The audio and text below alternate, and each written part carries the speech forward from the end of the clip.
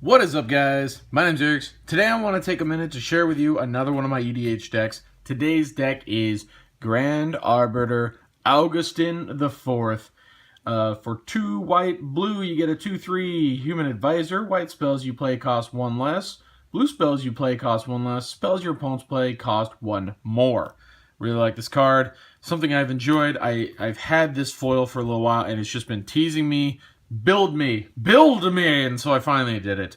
For those of you who have seen my videos before, I've had this playmat for a while. If you've seen me doing my fantasy crate unpacking, it's a Magic subscription thing. You get some packs and some dice and stuff, and it's really cool. Except for the 1 month where they sent me this playmat, and I've had it for a while. It's kind of a follow-up, I suppose. But you can see the crease in it right here. It's not as visible, but you can see another one here. Actually, yeah, it's very visible in this section here, but you can see another one there. There's another one over here off camera. But yeah, they folded it when they mailed it to me, and it made me sad right from the start. And you can see that's still got the creases in it. You can see it on the backside too, right here. But you know, whatever. That's how it goes. It's not even. I don't even really use this mat. It was just cool, you know. Instead, here's my Marin of Clan Neltoth. Is it Clan Neltoth? I want to say it is.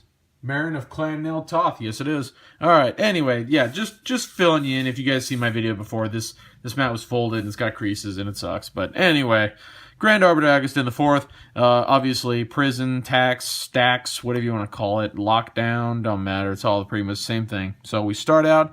We got Grand Abolisher. During your turn, your opponents can't cast spells or activate abilities of artifacts, creatures, or enchantments. Start locking them down early. Windborn Muse. Creatures can't attack you unless its controller pays 2 more for each creature he or she controls that's attacking you.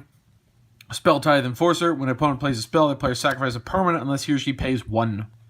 So it adds to their cost. Again, let's just look at the top 4. I mean, with all of these, they can't play on my turn. They have to pay 2 more to attack. And it looks like their spells cost 2 more. Well, 1 more period. And then another one unless they let shit die. Then we have Sunblast Angel. Destroy, when it comes to play, destroy all tapped creatures. A Chroma, because you have to have win conditions, even if it is a taxing deck. Land tax. If they have more land than I do, I get to go through my deck for lands. Declaration Stone is spot removal. Luminarch Ascension, I don't plan on taking a lot of damage often, so this builds up counters quite easily. Blind Obedience, I can extort, not the main focus. The main focus is their artifacts and creatures come into play tapped. Rule of Law, each player can't play more than 1 spell each turn. Give you guys a hint, I'm not planning on playing more. I might not even play a spell half the turns, but I'm not planning on playing more than 1 spell every turn. And then once I drop that, that's that. We got Ghostly Prison, same thing as Windborn Muse. Day of Judgment, blow up the field. Wrath of God, blow up the field. Lightmine Field, when they attack, their creatures take damage equal to the number of attacking creatures. And so 1 creature takes 1, 5 creatures, they each take 5. It gets ridiculous. They can't attack in mass numbers. Kismet, artifacts, creatures, and lands targeted player controls come into play tapped. It's good one-on-one, but since it is target player, it kind of sucks in multiplayer. You gotta kind of hang on to Kismet and use it. And I probably would hang on to it until a 3-player game until it comes down to one-on-one. Norn's Annex, I like this a lot because you can't play it as early as turn 3 by paying 4 life for those. I call them blood mana. A lot of people call it Phyrexian mana. I just call it blood mana. Creatures can't attack you or planeswalker you control unless their controller pays blood white for each of those creatures, which is really nice because not everybody's playing white, so they can't always pay. They have to pay 2 life for it to go through. Sphere of Safety. Creatures can't attack you or a planeswalker you control unless the controller pays X for each of those creatures, where X is the number of enchantments you control. As you saw just now, just in white, that's 1, 2, 3, 4, 5, 6, 7, 8 enchantments just in white. So, I mean, looks pretty good right there. And we got some basic lands. We got plains, 1, 2, 3, 4, 5 plains. On the blue, Kira Great Glass Spinner. Creatures you control have whenever this creature becomes the target of a spell or ability for the first time in a turn, counter that spell or ability. Well, with Rule of Law down, you got to have 2 removal with that thing, but Rule of Law makes so you can only play 1. Sucks to be you. Trinket Mage, go through the deck for Soul Ring, Sensei's Divining Top, or Everflowing Chalice. I believe I only have 3 in here that cost 1 or less. Clever Impersonator is just a clone, but it can clone a non-land permanent, so it could be a non-creature, which is nice. Magus of the Future, play the top card of your deck revealed. You can play the top card. Arcanus, draw 3 cards. He can return himself to your hand. He's not the greatest thing, but, you know, he's alright. We have Consecrated Sphinx. Whenever the opponent draws 1, I draw 2. I may draw 2. That's important. Inkwell Leviathan. More win conditions. 9 mana for a 7/11. Island Walk, Trample, Shroud. The Shroud is the big part. I don't care so much about Island Walk. Trample's nice. I don't care. It's the Shroud. 7/11 Shroud. Got Ponder. Draw, Brainstorm, draw, Counterspell, Fairy Trickery, the counter, cancel, counter, Broken Concentration, counter, Dictate, draw, Ristic Study, draw, or they could pay 1, so it's tax and or draw for me. Propaganda, same thing as Windward Muse and Ghostly Prism. Overwhelming Denial, counter, dismiss, counter, right of replication, a clone or 5 clones, which right of replication, 5 clones is always funny. Opposition, tap an untapped creature you control, tap target artifact, creature, or land, lock them down a little bit more. Frozen Aether, artifacts, creatures, and lands your opponent's control come into play tapped. I believe this is the blue version of Kismet. Actually, no. This is opponents, this is target, so it's not quite. The thing about these, the time-shifted ones, that they are just another card, but shifted into a different color. It's weird, it's cool, I like it. I don't know what the original is, but I'll take it. Bribery, steal a card out of their deck. Aether Spouts, bounces the field of attackers. Acquire, steal another card. Jace the Wallet Slayer. Do I need to explain? I mean, there's a reason he had the term, he was called Jace the Wallet Slayer for a while. Banned in Modern, he's just so good. Jace, Architect of Thought, not nearly as good, but I do like the mini Factor Fiction, I believe it. Yeah. I think it's Fact or Fiction. I'm drawing a blank on it now. But the -2. Reveal the top 3 cards of your library, and opponent separates those cards into 2 piles. Put 1 into your hand and the other on the bottom of your library in any order. I do like that. Tameo, the Moon Sage. Tap, keep tapped is a plus. Draw a card for each tapped creature target player controls. Well, when I start locking them down and they have a harder time untapping their creatures, I get more draws off Tameo. Teferi. Mostly used for untap up to 4 target permanents, so I can kind of speed up my thing. But let's look at the +1. Look at the top 2 cards of your library. Put 1 into your hand, the other on the bottom of your library. That's nice, but his main focus is untapping my stuff. Islands, 1, 2, 3, 4, 5 islands. Move that out of the way. Moving on to multicolor cards, we have Guafa Hazid Profiteer. Put a bribery counter on a target creature you don't control. Its controller does a card. Creatures with bribery counters on them can't attack or block. Good when he's in play. Once he leaves play, bribery counters don't mean shit unless you can bring him back. Then, you know, alright. But I like him a lot because I can put him on stuff like Grand Arbiter, who I have absolutely no intention of using him to attack. So I can get a free card out of that. Medomai, the Ageless. Get extra turns when she deals combat damage to players. She can't attack on during extra turns. Render Silent is a counter. It's a little bit more of a counter. Counter target spell. Its controller can't cast spells this turn, so it's a kind of a super counter. Supreme Verdict can't be countered. Destroy all creatures. Ojutai's Command, something I like, but may not stay in the deck for very long. You can return a creature with convert mana cost 2 or less from your grave to the battlefield. You gain 4 life, or counter target spell, or draw a card. So my main things would probably be counter target creature spell and draw a card, but I don't know. It might not stay in the deck. Swift Silence is something I haven't had go off to the fullest extent of its capabilities. Counter all other spells, draw a card for each spell countered this way. You got 2 opponents, they're going at it. They're going to be like, I'm going to Lightning Bolt, I'm going to Doomblade, I'm going to Giant Growth. What does that do? I don't know. And then I just go Swift Silence, bam, counter all 3 of those. Fuck you guys, I draw 3 cards. Haven't had that happen yet. I'm waiting for the day, though. But Swift Silence is in there because it's a counter spell and, yeah, protection and all that. We got Narset Transcendent. I was just going to go through the whole thing. You can see the cost, the loyalty. +1, look at the top card of your library. If it's a non-creature, non-land, you may reveal it and put it in your hand. Well, I do have a lot of counter spells going on here, so, you know, it's not hard to do. Enchantments to protect me. When you cast your next instant or sorcery spell from your hand this turn, it gains rebound. I would love to be able to rebound a counterspell, but that is ridiculous. So the best you could probably do off rebounding is Brainstorm or Ponder, because it's only during when you cast your next instant or sorcery spell from your hand this turn. So the counters, you wouldn't use them on your turn most likely, unless the opponent plays something. It just doesn't work out too well. So she's mainly there for the +1, and if I can, the -9 is super lockdown. You get an emblem with your opponents can't cast non-creature spells. Super lockdown. Got our non-basic lands. 1, 2, 3, 4, 5, 6, 7, 8, 9, 10, 11, 12, 13, 14, 15, 16, 17, 18. 18 white-blue non-basic lands. I think the only ones I'm missing are the crappy ones that like charge up, and I'm aware I'm saying crappy ones when I have Cloudcrest Lake in the deck.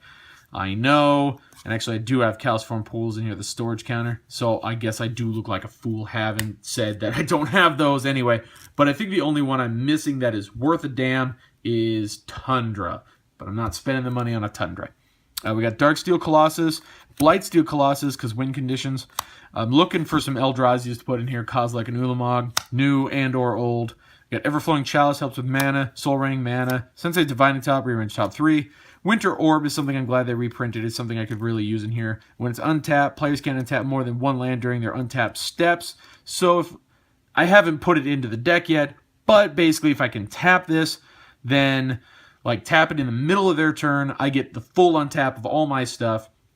Find a way to tap it again, or it's untapped. On their turn, they untap 1 land. Find a way to tap it on their turn again, and it gets ridiculous. I'm not trying to do that because that's being a dick. But there's this, and Static Orb is very easy to do that with. Swiftfoot Boots for protection of Grand Arbiter.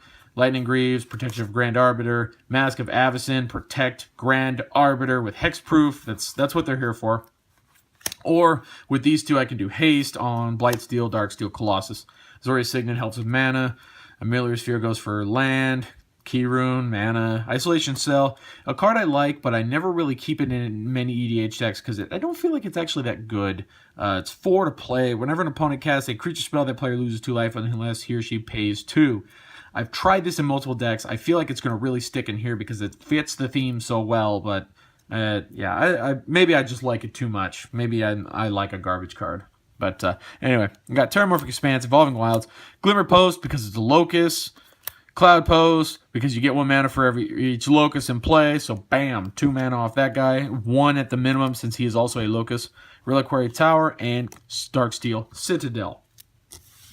I'm going to shuffle up and do some test draws on this. There's the General, because don't need to shuffle him, and there ain't no point in that. So, damn it, already dropping cards. While I'm shuffling, I'll just kind of ramble a little bit. One of the things that I really looked into doing with this deck was trying to lock down the opponent, but in my experience, well, you don't even really have to test that. If you could get a lockdown on the opponent, like that's a hard lock, they are not happy. Everything in my deck, I attempt to do a soft lock. I just make things more expensive, more difficult to do. I'm not aiming for a hard lock on the opponent's plays. Because, let's say you've put in half hour, 45 minutes into a game. If you just all of a sudden go, well, right there, you're locked, period. I win. It's just a matter of time. Let me start swinging. 2, 2, 2, 2, 2, 2, 2, 2, 2, 2, 2, 2. It just, that's not fun for them. And we have some rules in my play group. No infinite combos. Follow the ban list.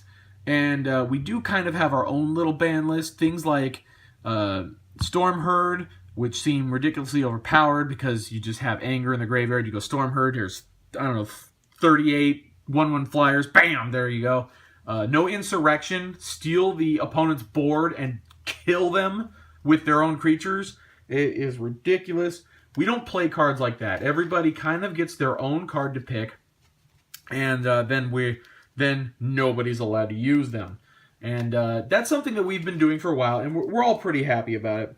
So we have that, and then another rule is the no infinites, our own little home rules ban list, and the mulligan, which is something that my friends question me on because when I'm playing this deck, they feel like I mulligan more than I should.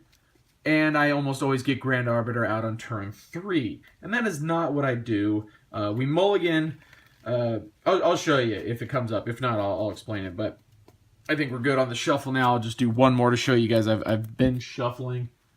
and not stacking the deck in a way that will work for me. We'll cut, I don't know, right here.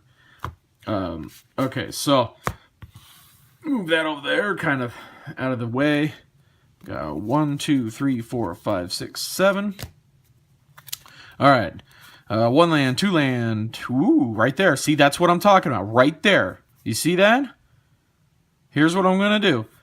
I'm going to... It can't be done right away, but let's go ahead and we'll play Boreal Shelf. Do I want to do that like that? No. Well, yeah, I always want to play my tap lands first. That's just how I am as a player. So we draw, get an island. We go 1 mana. We're going to go ahead and play Soul Ring. We're going to use Soul Ring to play Winter Orb, and then Boreal Shelf to play the Divining Top. And see, now I have a friend that would literally be getting ready to flip the table at this point because he is a pissy person. So Winter Orb, and I do understand, Winter Orb on turn 2 is something to be annoyed about. I get it. I'm not saying that he's completely wrong. I'm being a dick here, but come on, guys. You knew what I was doing when you sat down at the table. So, with Winter Orb down, Winter Orb, each player can untap more than 1 land per turn. So there's my choice. Draw. I got a plans. So, I mean, if I didn't get this other island, I'd be fine anyway. But then we go white-blue 2, and we go Grand Arbiter, just like that. See, my friend would be screaming at me at this moment. Because guess what? Soul Ring isn't a land. Bam! Untap that bad boy. Next turn. There we go. Untap, upkeep, draw. Here's the downside. I can't play this because it comes to play tapped. It won't untap, unfortunately, as quick as I would like. But when you look at it, I really don't need lands right now. So we go ahead and play that one. And let's use Soul Ring to top, because then we keep the shelf. Narset for sure. Alright, next turn, untap. My 1 land, upkeep, draw, Narset. Who'd have thought? And here's the thing I really like about the Narset. Play the plains. I'm going to go white, blue. Having Narset in hand with Grand Arbiter in play, she costs 2 mana. Go ahead, play Narset, which is ridiculously cheap with Grand Arbiter. Go ahead and play her. I'll +1, reveal the top card. Non-creature in the land goes into hand. Well, surprise, it's Supreme Verdict. We already knew that. It goes into hand. And then on the next turn, well, on their turn, we'll go ahead and Soul Ring to look at the top 3. Ooh, Dictative Crufix. Let's go ahead and do it like this. All right, untap, and my 1 land, upkeep, draw, play Reliquary Tower, we'll plus Narset. Look, Dictative Crufix. Okay, well, let's just go ahead and do our blue, and it's 1 less. Dictative Crufix. Now we're drawing crazier amounts of cards. Oh, yeah, and let's go ahead and top because we can. Let's see, we got a counter and 2 lands. Not the greatest, but you know what? You can't always win. So we're going to go ahead and do it so that we draw from Dictate and our normal draw, and then Narset will reveal Broken Concentration for us.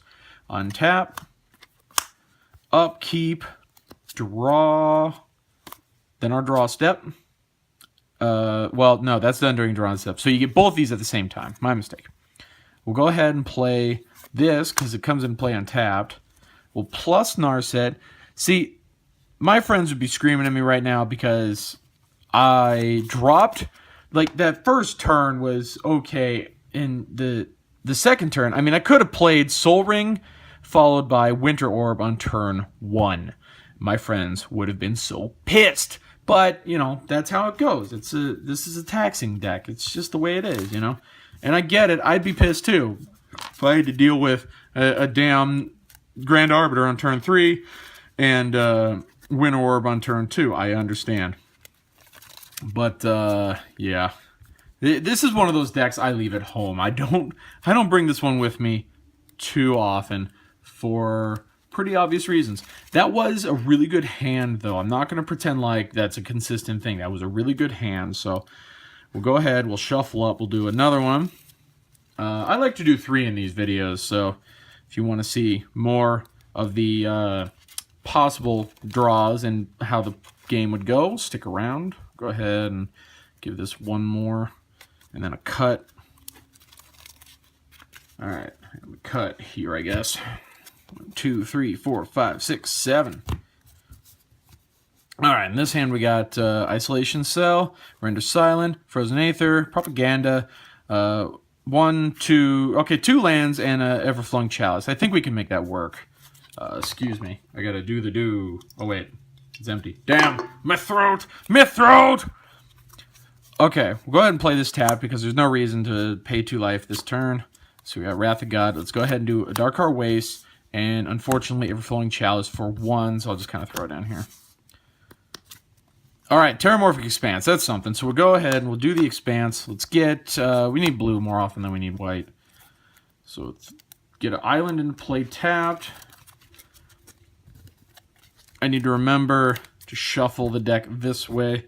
I have some cases. It can't be just me. Let me know if you guys have the same opinion. But I say cases instead of sleeves half the time. So, but the sleeves are temperamental, and with these I shuffle like this. I have other sleeves where I shuffle with the deck like this. People accuse me of cheating, but I just don't want to split my sleeves, you know, because I don't feel like spending more money on these things that I actually have to. So we have Island into play. We go 3 mana, Propaganda. Now on turn 4, what's the obvious play? Bam! Grand Arbiter with a Temple down, scrying. Ooh. Do we need that land? I mean, it's a man land, but we don't need another land. But a man land, that's a different story, because it's a 4 for 3 white-blue. It becomes a 4/4 with flying and vigilance. It's still a land though, so I think I'll have to let this one go. Sad but true. Untap, upkeep, draw, and we got a land anyway. Hoping to draw something a little bit more good, powerful, good for draws, like Narset, or maybe Dictate a Crewfix, but you know, whatever. Or the top. I'd be happy with the top. Let's go ahead and do a blue and 2/3 for Frozen Aether. Lock them down a little bit harder. Stack the taxes over there. Let's see. And we cannot play this, but we do have mana up for Render Silence. We'll just assume that I cast it for whatever reason. Somebody's going to try to kill Grand Arbiter. All right, draw. Another land. Go ahead and do 4 mana for Isolation Cell. They're pretty hard-pressed at the moment. Damn sleeves. Got a bent corner. Whatever. That's how it goes. It happens. Am I right? So, can't play this. Don't want to play this. I got Grand Arbiter down. Probably safe. They can't do a whole lot with their creatures because of the Propaganda. They can't really cast more because of the Aether and Isolation Cell. Let's see. Soul Ring. Super. More mana. Well, no reason not to play it. So tap a land for the Soul Ring. Pass. There's the top. Okay. Top and activate. See, there we go. That's what I want. Trinket Mage is garbage now because it's in the deck for Soul Ring, Everflowing Chalice, and top. It's worthless to me now. But I mean, I'm stuck with it. So yeah, I guess we go with this. And then to make an impact on this turn, I think what I would do is let's activate the top, draw a card, place this on top of the deck, and then we'll go ahead and do white-blue for Narset. Narset plus Narset, putting her at 7. We know perfectly damn well it's not a creature or a land. It's the top. Cast the top again. Activate the top to draw a card, putting the top on the top of the deck. We'll go ahead and acquire. I am aware that I'm shuffling away. Or no, this is the opponent's one. I'm kind of throwing the top back in there and I'm screwing my next draw, but we'll go ahead and acquire something out of their deck.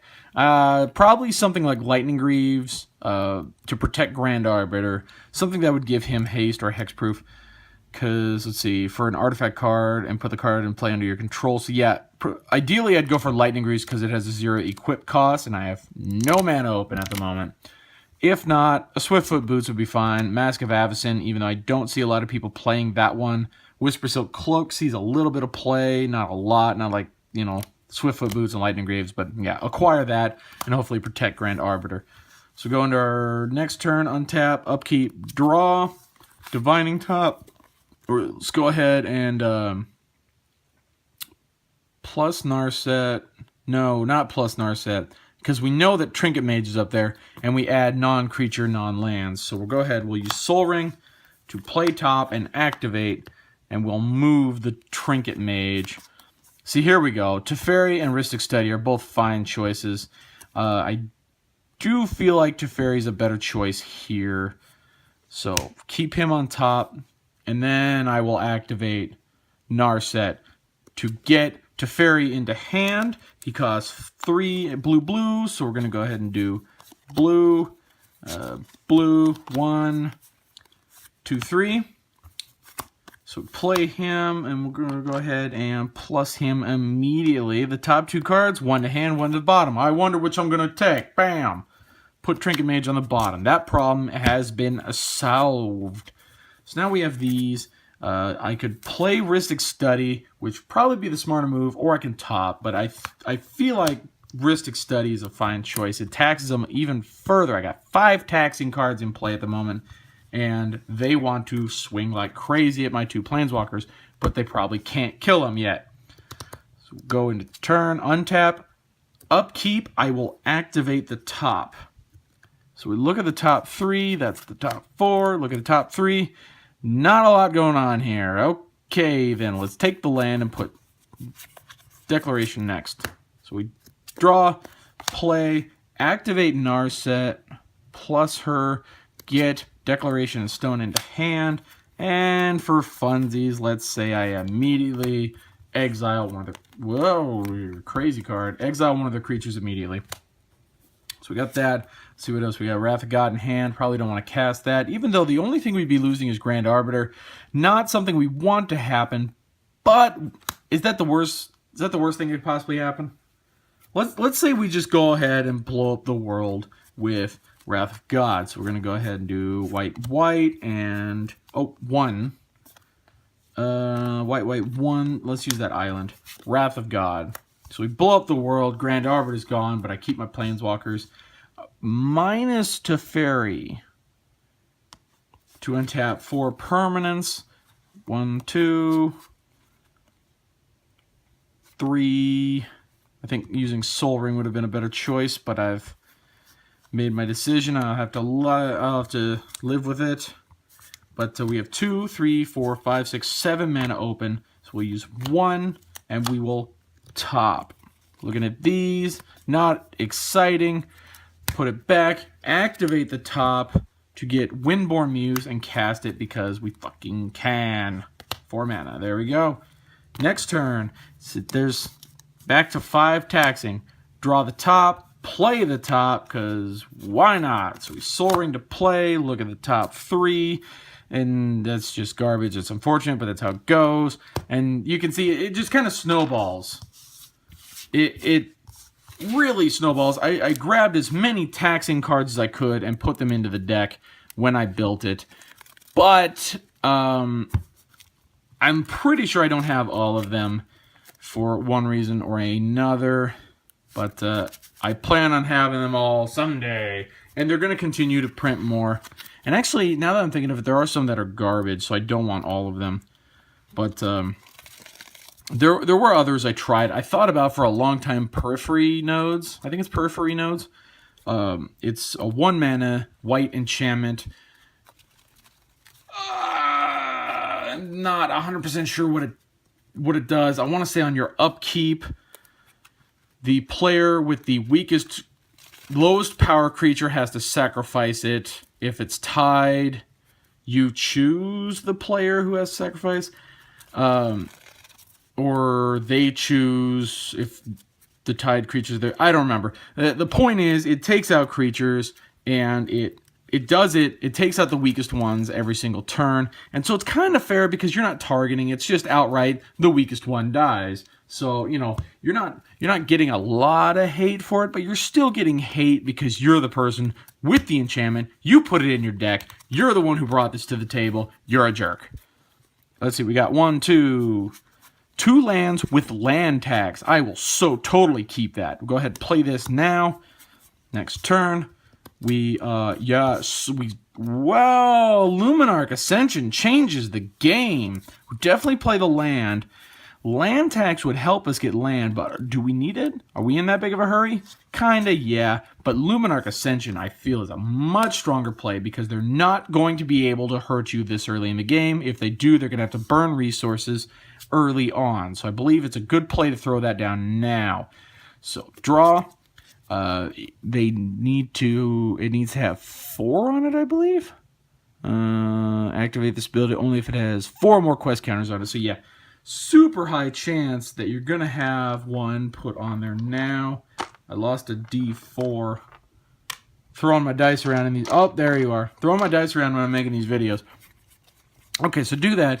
Let's see. We have Port Town. Comes to play tapped unless you reveal plains or island. I don't have one, as you guys see. They now know I don't have one. But we can go ahead and we can land tax. They're probably going to play another land. I'm okay with it, so I don't... If we went first, they have 3 lands, so land tax does not work. And then we drew Darksteel Colossus, so we're definitely going to get that land tax to go off shortly. We'll go ahead and do 3 mana for Propaganda, which will really seal the deal on getting the 4 quest counters on Luminarch Ascension. On their turn, let's say they hurt us, so we don't get a counter. So untap, they play a land, upkeep. Oh, look at that. We get 3 basic land cards from our deck into hand. Let's take 2 plains and an island, because that balances out with our island in play. If you get land tax to go off 1 time, it is such a game changer. It is so good. And it may have been smarter to keep Port Town in hand, have land tax go off, and then you end up getting to take the land a turn early and play Port Town, revealing one of those lands so it doesn't come into play tapped. But I don't see how that would make the game that much better. I think you're fine doing either. Not a huge issue. So we go ahead and do that. We could play land. Well, that was the upkeep, so we'd still draw. Play our land for turn, and obviously we want to drop Grand Arbiter with our 4 mana. So got that going on. And the turn. Untap. Let's say they hit us again. They're really trying hard to keep those quest counters off. So we draw. Go ahead and drop an island. And what can we do? We can... I'm feeling playing Rhystic Study and Lightning Greaves. Because we've got to protect Grand Arbiter. He's very important to our play. But the Chalice could get us that mana that we need. I mean, we have a land. We have land tax. So the Chalice isn't super important. But if we put 1 counter on the Chalice, that'll give us 4 mana right now. Instead of having 5, we'll go down to 4. That'll help us next turn too. And we can do Lightning Greaves and Rhystic Study. Those equal 4. Let's do that. Everflowing Chalice, multi-kicker once, so it taps for 1 mana. So we'll go ahead and do 2 Lightning Greaves, equip it immediately to Grand Arbiter, and then we go 2 for Rhystic Study. So now they got to pay a little bit heavier on that tax. Untap, upkeep. We have 5 lands, they have 5 lands. Draw. Go ahead and do the plains. Now we can do white, 2, going off screen here. Okay, so a white and 2 Grand Arbiter makes 3 for Windborn Muse. Now we can protect ourselves, and Luminarch Ascension can tick up even further, because I'm pretty sure they're not going to be able to do a whole lot. Let's say they can, though. We'll go ahead and play Grand Abolisher to protect us a little bit more. So now we have a 2/3 flying, a 2/3 on the ground with a Shroud, and Grand Abolisher can block. So I'm pretty sure we got that counter we were looking for. Go to the next turn, we draw. Ooh, Winter Orb. That's a nice one. Yeah, there's no reason not to. Go ahead and pay 2. Grand Arbiter doesn't reduce the cost of artifacts, which is kind of sad, but I understand because it'd be so bad if it could. Go ahead and play Winter Orb. Now we've got quite the setup. Sorry about the glare, guys. These are anti-glare sleeves, so instead of a shine on it, it just blocks the whole card. Apologies, guys. Either that, or I mean, I guess that's not that dark.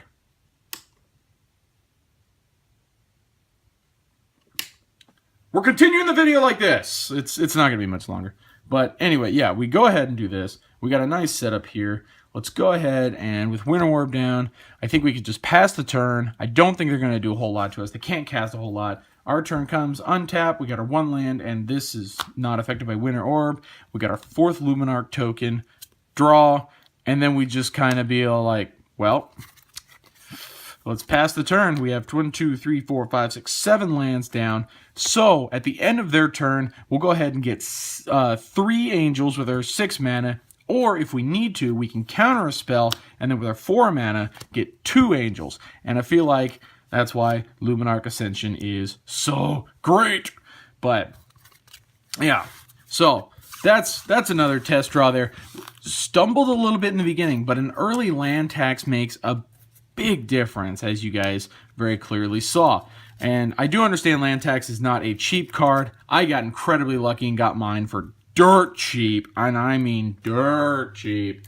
So yeah, that's the only reason I have it, because I want to say it's like a $8 or maybe a $10 card. I actually don't know. I'm spitballing on that one, but land tax is very good, and it definitely warrants that price tag. So anybody who has it, good for you. Anybody who's thinking about getting it, if you feel like you really need it, it is really good. I mean, if it can be the huge saving grace of having a drought on your land. That being said, if you don't draw it, I mean, you're still screwed, but it does help a lot. So yeah, land tax, super good. Anyway, that's my Grand Arbiter Augustin the 4th EDH deck. If you guys like what you see, leave a like, leave a comment down below. Let me know what you think, if you like it, if you don't like it. Let me know if there are any ways I can improve these videos. I enjoy sitting down and showing my decks and talking about them. I love EDH. It's probably my favorite format in all of Magic, and I have been playing Magic since 1999. So, I mean, I've got the experience doing it, you know, and it's a fun game. I love it. It's growing and changing and becoming, well, a lot of people aren't so sure it's growing and changing in the right direction, but, you know, that's personal opinion. That's just how it goes. But I've been around a while, and I've built a few EDH decks in my time, so, yeah. Check out my channel if you want to see some more decks. I mean, I have, here's 10, 21... I have 6 more decks in a box that I take with me. Those are the ones I'm testing. I don't want to record those yet and put them online, but I am testing 5 or 6 more decks at the moment. So if you guys want to see those in the future, here, let me get these out of the way. Give you a little spoiler as to what those decks could be. Bust out the box. Move, keys. Alright, so we got here the decks I'm working on. I have Alicia, who smiles at death. We have here, we have Zur, the Enchanter. This one I'm not working very hard on at all, but it is Kresh the Blood Braided. And over here is just a pile of random stuff. So there's those. I'm also working on a Queen Marchesa deck, which I will be posting. If it's not up already, it's going to be going up soon. I'm not sure which order I want to put these up, but Queen Marchesa is another one I've been working on. And so yeah, if you guys want to check out those decks, or you want to see some other decks that I have, I highly recommend. I love my Carador, Marin, Athreos. Athreos is my deck I'm currently trying to foil, and I just put up an updated version a couple weeks ago, actually. So check those out if you're interested. And as always, thank you guys for watching. I really appreciate anybody who wants to check out my decks and see how I play, and leaving comments, letting me know maybe I could try it, maybe some suggestions. And honestly, I especially love when people leave comments telling me that my video inspired them to make changes in their deck. So if it did, let me know down below if you'd be so kind. If not, I won't hold it against you. Thank you guys for watching. I'll see you all on the next EDH Deck Tech.